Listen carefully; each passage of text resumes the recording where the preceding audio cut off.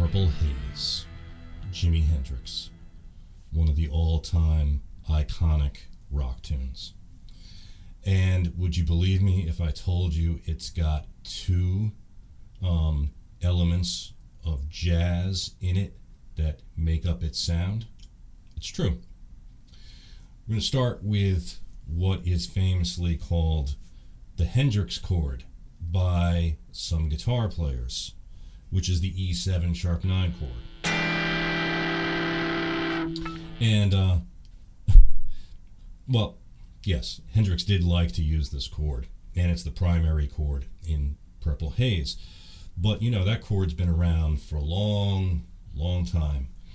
And, you know, in jazz, we would use it as a 5 chord, meaning, you know, if you... that's a real common sort of thing to do in jazz guitar, which is to play that sharp 9 to a G note, to a flat 9, which is an F note, and then resolve to a minor 7 chord. And, you know, in the context of Purple Haze, though, right? So, for the whole intro of Purple Haze, we're getting like a minor pentatonic kind of sound. You know, that whole intro phrase is just from the E minor pentatonic scale. And then, but the chord harmony, right, is based on an E of some kind, right? It could have been an E power chord to a G. Those all could have been power chords. But instead, well, this is a dominant 7th chord, right?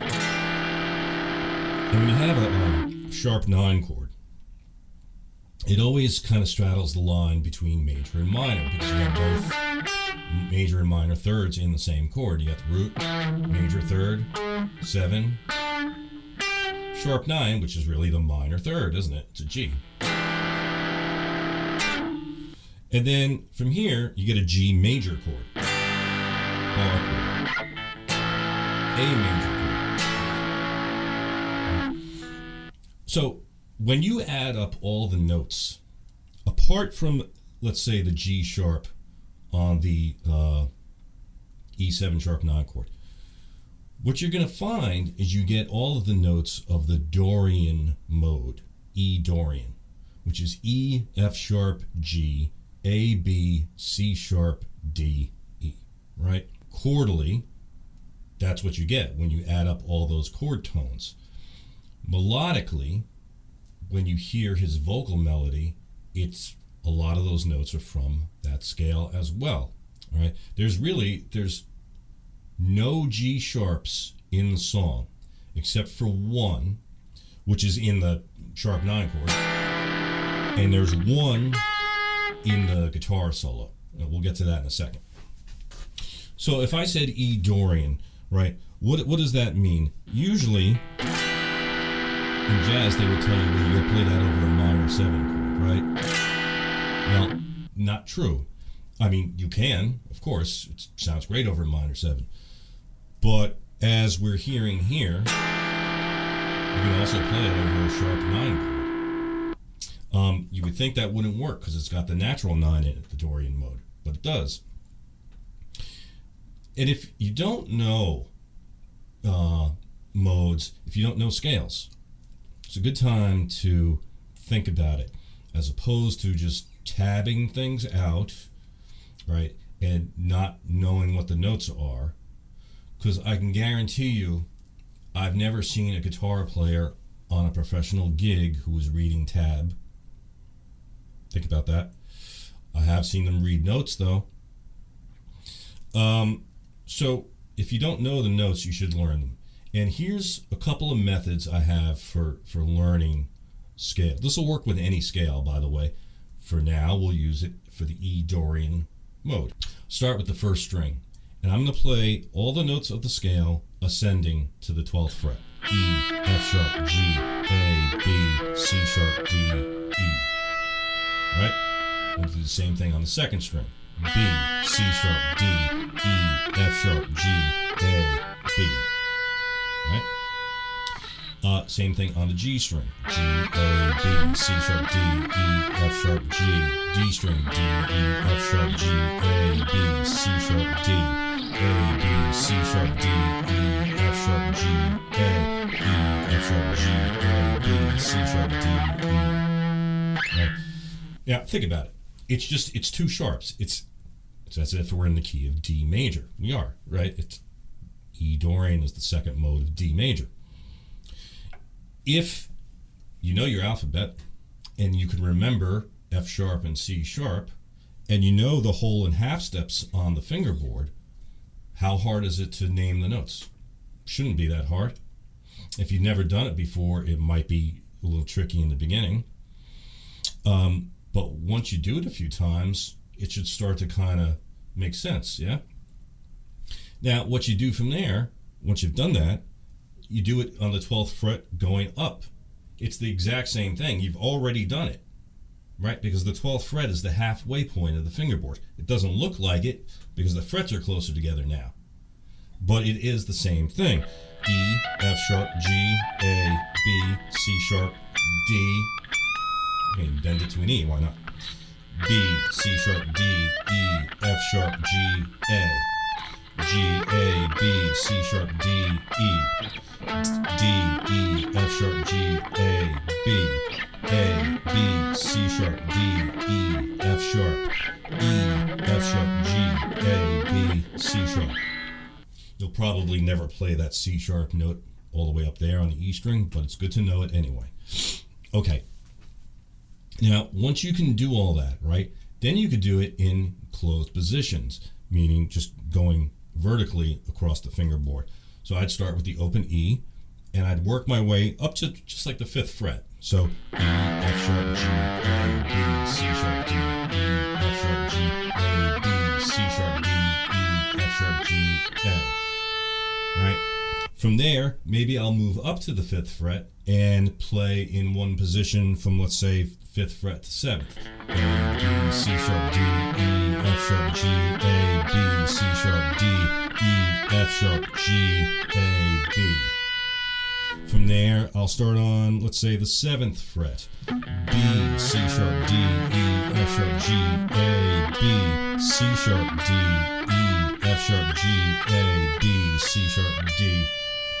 From there, I'll go up to the 10th fret.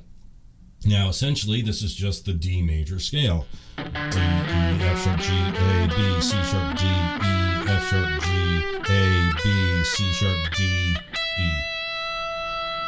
And then from there, I've already done all those patterns. I could put them up on the 12th fret and above as well. It's the same fingering patterns, right?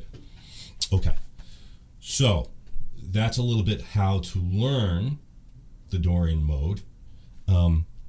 Work with any other scale. Just have to change whatever the half step and whole steps are, right? Let's go to the solo in Purple Haze, and I want to demonstrate the use of the Dorian mode. Here we go.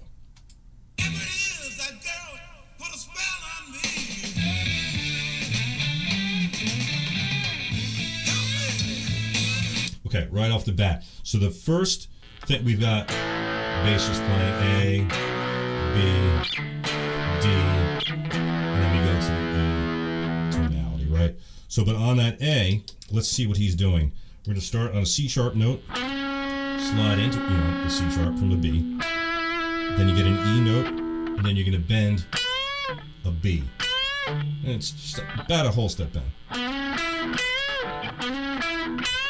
Do that twice. Then you're going to go up to an E, slide into it, to a G, to another G, an octave higher, and bend it. It's about a whole step. Now, just that, but watch. C sharp, E, B, E, G, G. All those are notes that we just did for E Dorian, right?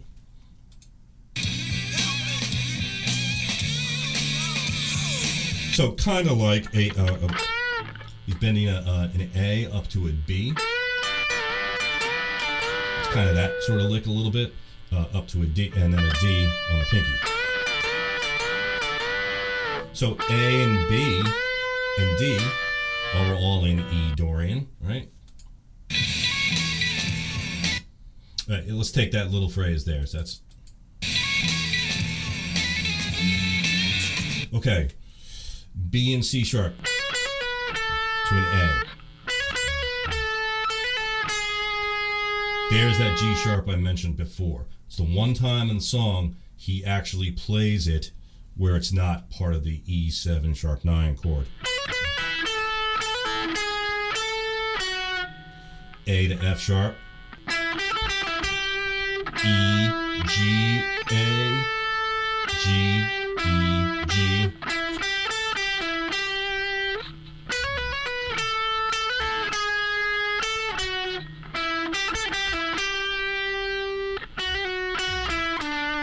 F sharp, G, E, D. By the way, okay, so for anyone out there wondering, I'm only talking about the basic notes that are fitting within the E Dorian mode like we've been discussing. There's a lot of things going on the guitar that are not part of this video today, particularly the sound. There's some octave kind of things going on. It's some studio stuff happening. I'm aware that I can't really replicate it, and it's not part of today's lesson. So let's just keep going with the notes.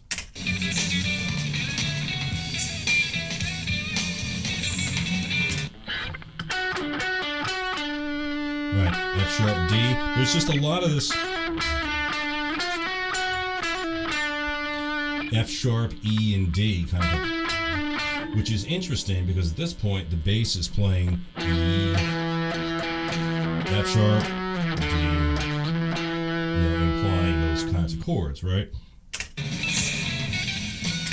By the way, as a side note to that, if those were chords, right, it would be an E of some kind. Let's say it's an E minor chord.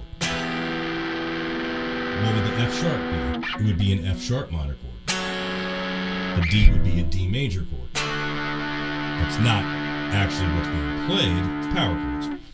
But if it was, see, those notes are part of the E Dorian as well.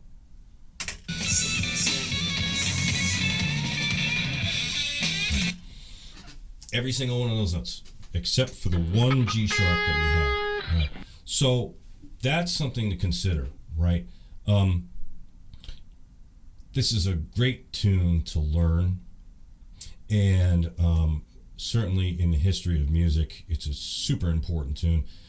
But you see, I think before you actually start to grab the notes and figure it out with a tab and all that thing, why don't you learn the notes on the fingerboard first, right? Learn the notes in the mode. That'll pay off. By the way, doing that will pay off in spades, because not only do you have an idea now of where he's getting the notes for Purple Haze, think of how many hundreds of songs will use an E Dorian sound. Now you know all those too, in a sense, because you already have the roadmap to where they're going to be found. Well, I hope you enjoyed today's breakdown. If you did, please consider subscribing to my channel for more videos like this to come. And thanks for watching.